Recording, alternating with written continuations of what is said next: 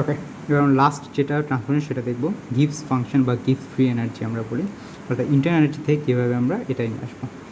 এখন এক্ষেত্রে কিন্তু আমার দুটাই কিন্তু আসলে ডিফারেন্ট ভ্যারিয়েবল, এস আর বি। এতক্ষণ আমরা যেটা দেখছিলাম শুধুমাত্র একটা ডিফারেন্ট ভ্যারিয়েবল ছিল, বাট এই ক্ষেত্রে কিন্তু দুইটাই different variable.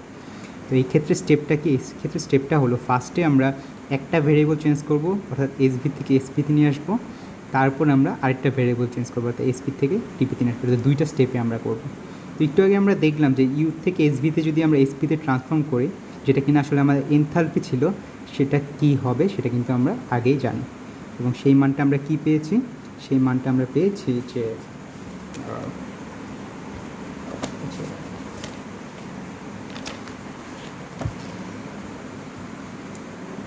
H S P equals to U S V plus PV, বা এটাকে আমরা শুধুমাত্র H equals to U plus PV এভাবেও কিনা লিখে থাকি। তো আচ্ছা, আমার কালি শেষ। তো H equals to U plus PV এটা।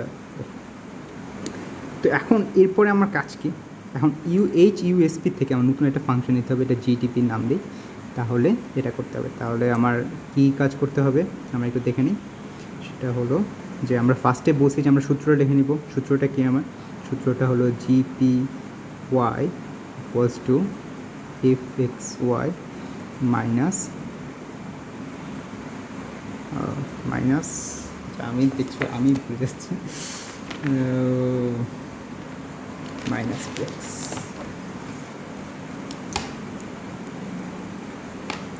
Minus plus. ওকে, তো এখানে আমরা বলছিলাম যে ওয়াইটা কিনা আসলে যেটা আমরা চেঞ্জ করতেছি না, আর এক্স যেটা চেঞ্জ করতেছি।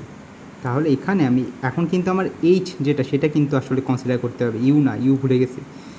তো এখন তাহলে কি করতে হবে, তাহলে আমার এক্স হলো যেটা আমি চেঞ্জ করতেছি, তাহলে এখানে কোনটা চেঞ্জ হচ্ছে বলো তো, এখানে হলো আমার এস সেটা চেঞ্জ হচ্ছে, পিটা কিন্তু সেম আসছে। তাহলে এস চেঞ্জ হচ্ছে, তাই X equals to X, Y equals to কি, সেটা সেম আসছে অর্থাৎ প্রেশার।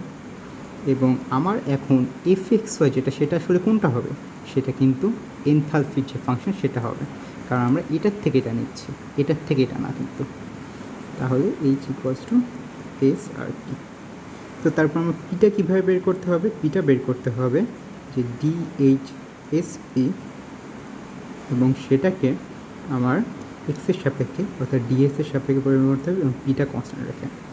এখন এখানে একটা মানে একদিকে ঝামেলাই বটে যে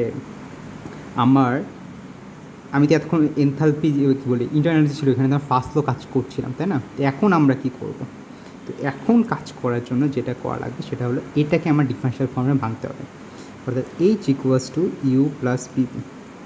তো এটাকে যদি আমি ডিএইচ করি equals to dU plus PV, okay, তাহলে dH equals to dU plus dPV equals to dU plus PdV plus VTP.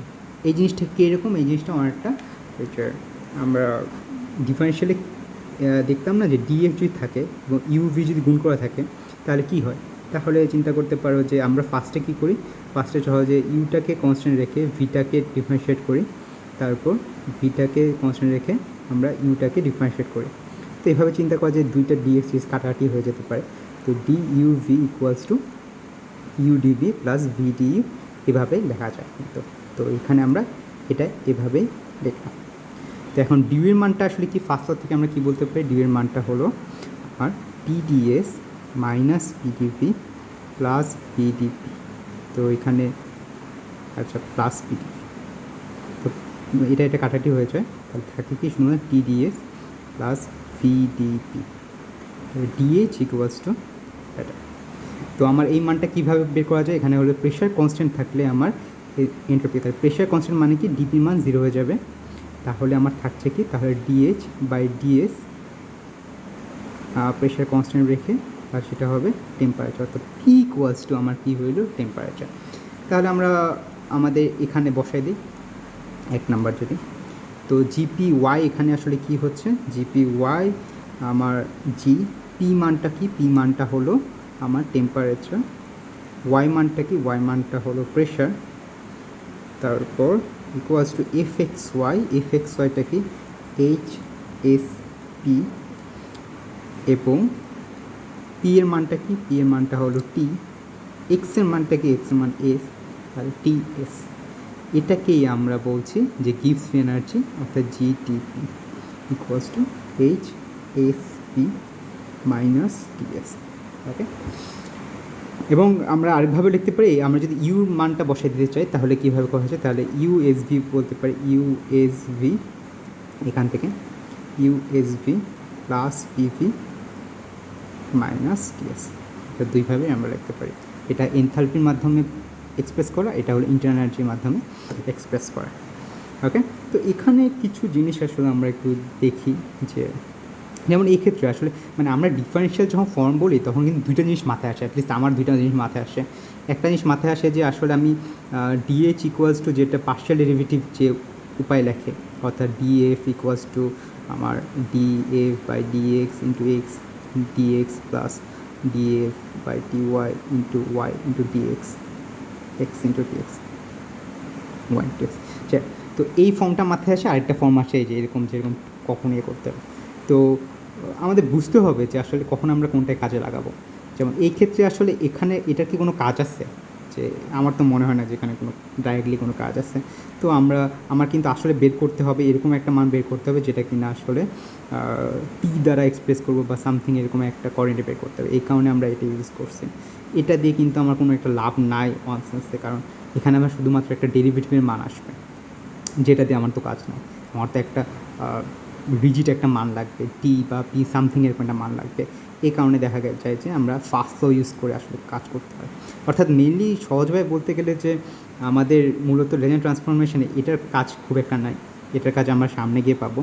আমাদের মেইনলি যে কাজ করতে হয় সেটা হলো ফাস্ট ল কাজ করতে হয়, ফাস্ট ল। এবং আরেকটা এই যে এই রুলটা মনে রাখতে হয়, ডিইউভি আসলে আমরা কীভাবে আসলে ভাঙাবো আর কি এটা। ওকে, তো এই দুটো জিনিসই আসলে কাজে লাগালে হয়ে যাবে। ওকে, এটাই।